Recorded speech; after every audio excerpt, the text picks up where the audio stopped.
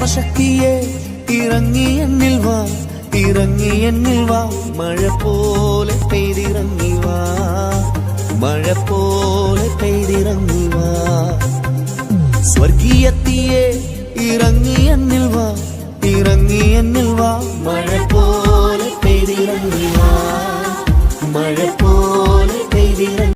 ദൈവം നമ്മെ അനുഗ്രഹിക്കട്ടെ. റോമാലേഖനം 1-ാം അധ്യായം അതിൻ്റെ 28-ാം വാക്യത്തിൽ ദൈവത്തെ പരിജ്ഞാനത്തിൽ ധരിപ്പാൻ ഇഷ്ടമില്ലാഞ്ഞതിന് തക്കവണ്ണം ദൈവം അവരെ ഉചിതമല്ലാത്തത് ചെയ്യുവാൻ നികൃഷ്ട ബുദ്ധിയിൽ ഏൽപ്പിച്ചു. അപ്പോസ്തലനായ പൗലോസ് പറയുന്നു, ദൈവത്തെ പരിജ്ഞാനത്തിൽ ധരിച്ച് ഉചിതമായ ശുശ്രൂഷ ചെയ്തില്ലെങ്കിൽ ശുശ്രൂഷകന് ദൈവം നികൃഷ്ട ബുദ്ധി വരുത്തും. ഹല്ലേലൂയ. ദൈവത്തിൻ്റെ വചനം സ്വന്തം ബുദ്ധിയാൽ പ്രസംഗിച്ചുകൊണ്ട് ജനങ്ങളെയും വിശ്വാസികളെയും തെറ്റിദ്ധരിപ്പിച്ച് തൻ്റെ കൈക്കീഴിലാക്കുവാൻ ശ്രമിക്കുന്ന കള്ളപ്രവാചകനായ ദേവസ്യ മുല്ലക്കരയ്ക്ക് ദൈവം നികൃഷ്ട ബുദ്ധി നൽകി. സ്തോത്രം. നികൃഷ്ട ബുദ്ധിക്കാരനായ മുല്ലക്കര മെയ് മാസം 8-ാം തീയതി മുതൽ കേരളത്തിൽ തോരാത്ത മഴയിൽ ചേർത്തലയിലും മുണ്ടക്കയത്തും മറ്റും ഗ്രൂപ്പിലെ സകലരെയും അവിടെ എത്തിച്ച് കൺവെൻഷൻ നടത്തി. വിശ്വാസികളോ പ്രദേശത്തെ ജനങ്ങളോ അധികമായി കടന്നുപോയില്ല. ഹല്ലേലൂയ. പാസ്റ്റർമാരുടെ കൂട്ടമാണ് മുന്നിൽ. നികൃഷ്ട ബുദ്ധിക്കാരനായ ഈ സാത്താൻ ഗ്രൂപ്പും കൺവെൻഷൻ നടത്തിയത് അവിടുത്തെ ബെന്തക്കോസ് സഭകളെ തകർക്കുവാനും പ്രത്യേകിച്ച് മുല്ലക്കര സഭയിൽ നിന്നും മാറിപ്പോയ പാസ്റ്റർമാർക്കും സഭകൾക്കും എതിരെ നടത്തിയ യുദ്ധമാണ്. സ്തോത്രം. ഈ വീഡിയോ നിങ്ങൾ കാണുക, കേൾക്കുക. ദുരുപദേഷ്ടാക്കൾ എല്ലാ മതങ്ങളിലും എല്ലാ സംസ്കാരങ്ങളിലും പ്രത്യേകിച്ച് പെന്തക്കോസ് ആധ്യാത്മികതയിൽ ഉണ്ടാകാം ദുരുപദേഷ്ടാക്കൾ. കേട്ടല്ലോ. പ്രത്യേകിച്ചും ബെന്തക്കോസ് സഭയിലുള്ളവർ കള്ളപ്രവാചകന്മാരാണെന്ന്. കള്ളപ്രവാചകനാണ് ഇത് പറയുന്നത്.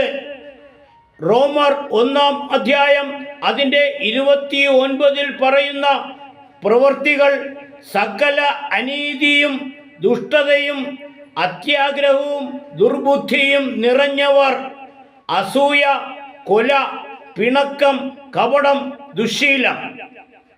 ഇത്തരം ഉചിതമല്ലാത്തത് മുല്ലക്കരയുടെ ബുദ്ധിയിൽ കയറിയപ്പോൾ ബെന്തക്കോസ് സഭകളോട് കൺവെൻഷനിലൂടെ സാത്താനെ കൊണ്ട് യുദ്ധം ചെയ്തു. മുല്ലക്കരയുടെ സഭ ഏതാണ്? പെന്തക്കോസ് അല്ലേ? ഹല്ലേലൂയ. കൾട്ടാണോ? സ്വരൂപങ്ങളില്ലാത്ത വിഗ്രഹ സഭ. ഹല്ലേലൂയ. കത്തോലിക്ക സഭയ്ക്ക് എതിരെ ഈ വീഡിയോ നിങ്ങൾ കാണുക. ദുരുപദേശക്കാരെ ഈ പെന്തക്കോസ് ആധ്യാത്മികതയിലും വന്നേക്കാം. അവരെ തിരിച്ചറിയണമെങ്കിൽ 66 പുസ്തകങ്ങളിൽ ഒടുവിലത്തെ 27 പുസ്തകങ്ങൾ എന്തായാലും നല്ലതുപോലെ മനസ്സിലാക്കിയാൽ മാത്രമേ തിരിച്ചറിയാൻ പറ്റുകയുള്ളൂ. ജോണി പാസ്റ്റർ പറഞ്ഞതുപോലെ ഒത്തിരി വ്യാജ കള്ള ദൈവങ്ങളെ ആരാധിച്ചിരുന്ന കൂട്ടത്തിലാണ് കത്തോലിക്കൻ ആയിരുന്ന ഞാനും ഒക്കെ. അവിടെ നിന്നും മാറാൻ പോയത് അവിടുത്തെ ആ കുർബാനയുടെ കുഴപ്പം മനസ്സിലാക്കുന്നതിന് മുമ്പേ തന്നെ അവിടുത്തെ ആ മറിയത്തിൻ്റെയും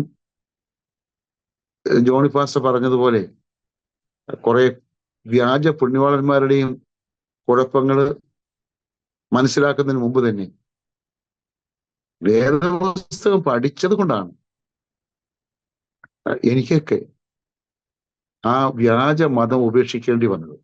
കത്തോലിക്ക സഭയിൽ കിടന്ന് കള്ള സാത്താൻ സുവിശേഷം പഠിച്ച് ധ്യാന കേന്ദ്രങ്ങളിൽ കയറി ഇറങ്ങി പിശാചിൻ്റെ കെട്ടുകളെല്ലാം പഠിച്ച് പയറ്റി തെളിഞ്ഞാണല്ലോ 2010 മുല്ലക്കര സാത്താൻ സഭ തുടങ്ങിയത്. എതിർപ്രാർത്ഥന സാത്താൻ സേവകളെല്ലാം ഉള്ളിൽ കിടപ്പുണ്ടല്ലോ, ഫയറ്റിക്കൊണ്ടിരിക്കുകയാണല്ലോ. ഹല്ലേലൂയ.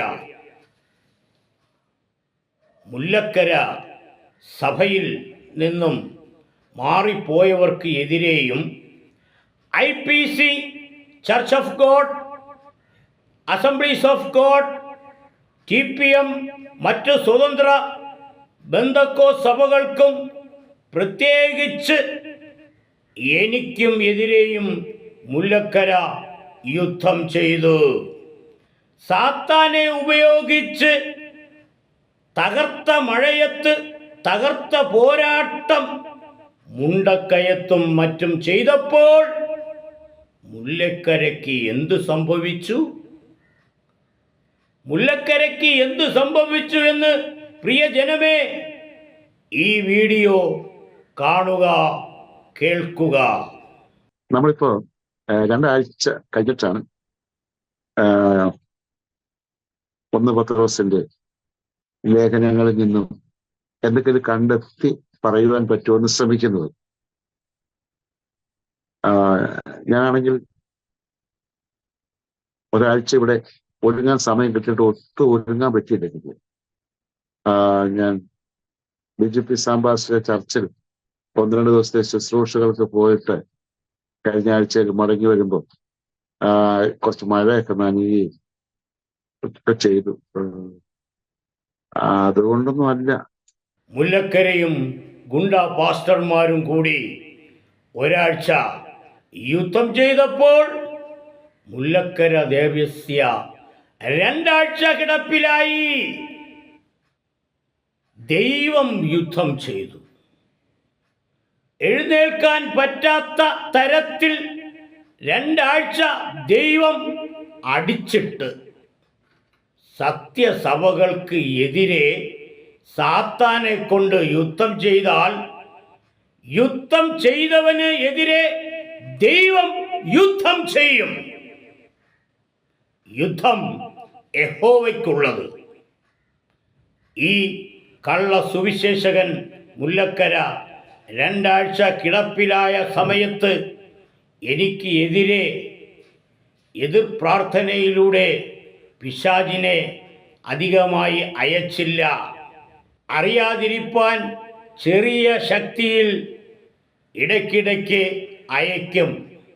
വലിയ ശക്തിയൊന്നും ഇല്ലായിരുന്നു.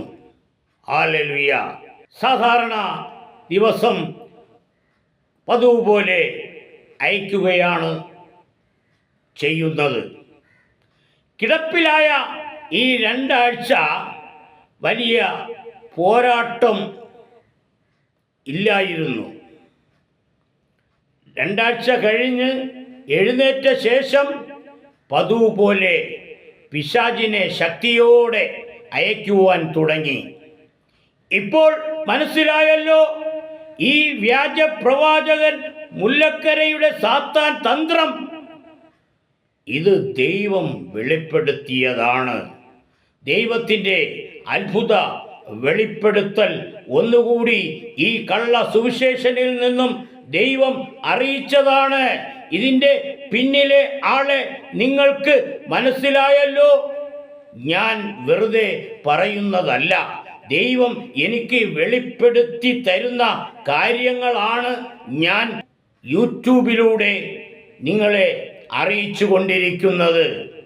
ഈ 2 ആഴ്ചത്തെ അനുഭവം ദൈവം മുല്ലക്കരയോട് യുദ്ധം ചെയ്തതാണ്. അതാണ് റോമർ 1-ാം അധ്യായം അതിൻ്റെ 18-ാം വാക്യത്തിൽ പറയുന്നത്. അനീതി കൊണ്ട് സത്യത്തെ തടയുന്ന മനുഷ്യരുടെ സകല അഭക്തിക്കും അനീതിക്കും നേരെ ദൈവത്തിന്റെ കോപം സ്വർഗത്തിൽ നിന്ന് വെളിപ്പെടുന്നു. ദൈവത്തിന്റെ കോപം സ്വർഗത്തിൽ നിന്നും വെളിപ്പെടും. ഹല്ലേലൂയ. മുല്ലക്കരയെ 2 ആഴ്ച കിടപ്പിലാക്കിയത് മഴയല്ല, ദൈവത്തിന്റെ കോപം സ്വർഗത്തിൽ നിന്നും ദൈവം അയച്ചതാണ്. സത്യസന്ധമായി ശുശ്രൂഷ ചെയ്യുന്നവർക്കും യൂട്യൂബിലൂടെ പ്രസംഗിക്കുന്ന ചാനലിലെ വീഡിയോകൾക്കും എതിരെ എതിർപ്രാർത്ഥന നടത്തി കാണികളെയും കേൾവിക്കാരെയും ബ്ലോക്ക് ചെയ്തു വരുന്ന ദുഷ്ട സാത്താൻ ശക്തി മന്ത്രപ്രയോഗങ്ങളും ഈ മുല്ലക്കര ചെയ്തു വരുന്നു. ഈ ദുഷ്ടശക്തിയെ നസ്രായനായ യേശുവിൻ്റെ നാമത്തിൽ, പിതാവിൻ്റെയും പുത്രൻ്റെയും പരിശുദ്ധാത്മാവിൻ്റെയും നാമത്തിൽ തകർത്തു കളയണമേ. ഇത്തരം വചനങ്ങളാൽ ദൈവം നമ്മെ അനുഗ്രഹിക്കട്ടെ. ആമേൻ.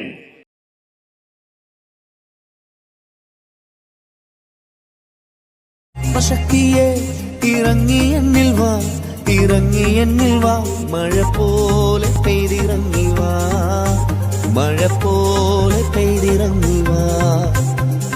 സ്വർഗീയത്തിയെ ഇറങ്ങി എന്നിൽ വാ, ഇറങ്ങി എന്നിൽ